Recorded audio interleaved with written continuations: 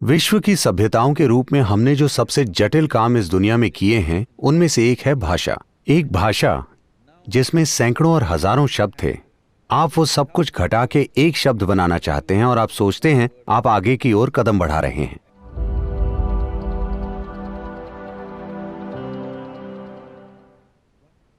हमें अक्सर गालियाँ देने के लिए डांट पड़ती है, पर यह बोलचाल का हिस्सा बन गई है।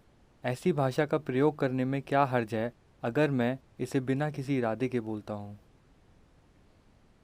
देखिए, ऐसा हुआ, एक कैथोलिक लड़की की शादी हुई और वो पति के पास चली गई। 3 दिनों बाद उसने अपनी माँ को फोन किया और कहा, मम्मी मैं इस आदमी के साथ नहीं रह सकती, ये हर समय 4 अक्षरों वाले शब्दों का इस्तेमाल करता है। फिर माँ ने पूछा, वो किस तरह के 4 अक्षरों वाले शब्दों का इस्तेमाल करता है? वो बोली, He is talking about cook, clean, wash, iron.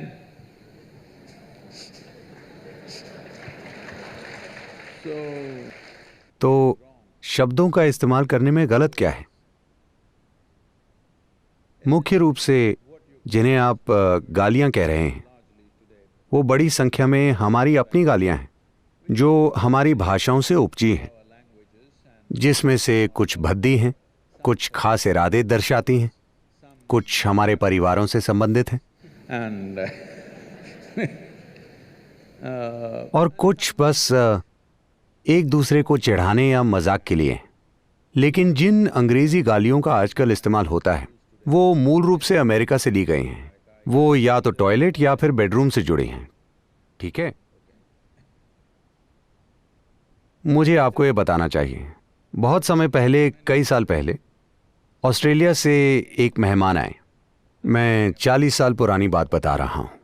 तो ऑस्ट्रेलिया से एक मेहमान आए और मुझे उन्हें मैसूर घुमाने ले जाना था। आप जानते हैं मैसूर पर्यटकों को आकर्षित करता है। आप बैंगलोर से हैं। ये पर्यटकों के लिए खास है। यहाँ देखने के लिए कई स्थल हैं, तो मैं उन्हें अपनी मोटरसाइकिल पर ले जा रहा था। अगर मैं तेज चलाता हूं तो मेरे कानों में आवाज आती है, शिट। मैं ब्रेक लगाऊं, फिर शिट। अगर कुछ खूबसूरत दिखाई दे, शिट। अगर खाना बहुत मसालेदार हो, ओ शिट। मैं सोच रहा था ये इंसान पूरे दिन शिट को मंत्र की तरह क्यों जप रहा है। मुझे लगा वो शायद कब्ज पीड़ित है और छुटकारा पाना चाहते हैं, क्योंकि जो सुबह होना चाहिए था उसे आप पूरे दिन क्यों खींच रहे हो। फिर मैंने ध्यान दिया, वो गुस्सा होते हैं तो बोलते हैं शिट, फिर शांत हो जाते हैं। फिर मैंने सोचा ये उनके लिए काम कर रहा है, मुझे इसे डिस्टर्ब नहीं करना चाहिए, क्योंकि मैं किसी भी ऐसी चीज को डिस्टर्ब नहीं करता जो किसी के लिए कारगर हो। अगर चीज काम कर रही है तो ठीक है। तो मैंने इस बारे में सोचा, देखिए, हम ध्वनियों को शक्तिशाली तरीके से बोलने के पूरे विज्ञान की खोज कर चुके हैं। ये आपकी चेतना पर क्या असर कर सकता है, ये आपके शरीर पर क्या असर कर सकता है, ये आपकी ऊर्जा में कैसे स्फूर्ति डाल सकता है, इसके कई सारे पहलू हैं। और तब हम कहते हैं शिवा। अगर जरूरी तैयारी के बाद मैं आपसे यह ध्वनि बोलने के लिए कहूं, आपको किसी भगवान या किसी और में विश्वास करने की जरूरत नहीं है। सिर्फ इस ध्वनि से आपके अंदर विस्फोट हो जाएगा। मैं आपको यह दिखा सकता हूं। फिर मैंने सोचा, शिव, शिट, शिव। ओह, हमने वैज्ञानिक तरीके से इसे खोजा। वो किसी तरह इस पे पहुंच गए।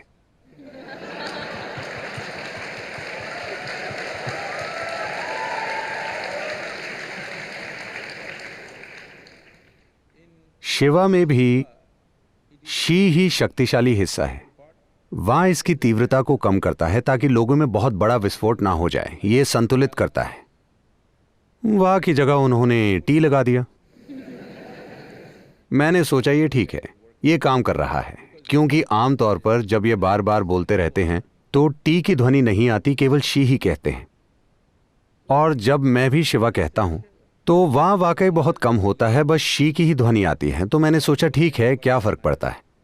फिर तुरंत कुछ लोग काफी नाराज हो गए। सदगुरु, आप कह रहे हैं शिव और शिट एक हैं? सबसे ऊंचा और सबसे नीचा?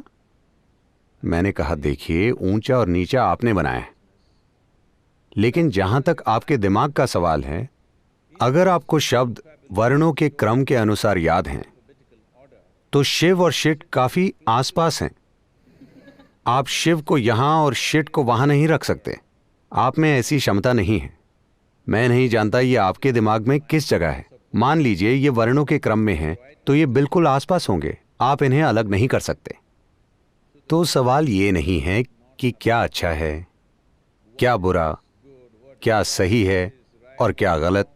सवाल ये है कि क्या ये हर जगह काम करेगा।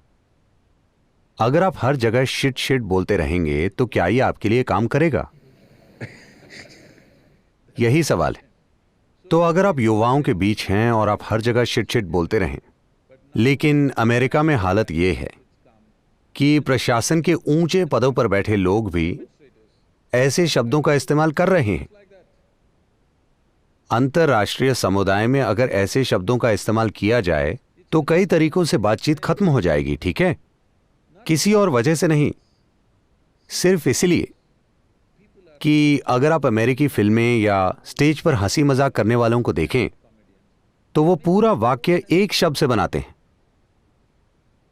हां, पूरा वाक्य बस एक शब्द से बना है और उसे अलग अलग तरीकों से कहा जाता है और वो उसे बहुत अच्छा बनाते हैं। मैं कह रहा हूं, एक जटिल भाषा विकसित करने में इतना समय लगा, इंसानी दिमाग को हजारों साल लगे। विश्व की सभ्यताओं के रूप में हमने जो सबसे जटिल काम इस दुनिया में किए हैं, उनमें से एक है भाषा। भाषा कोई छोटी चीज नहीं है। और भारत में 1300 से ज्यादा भाषाएं हैं।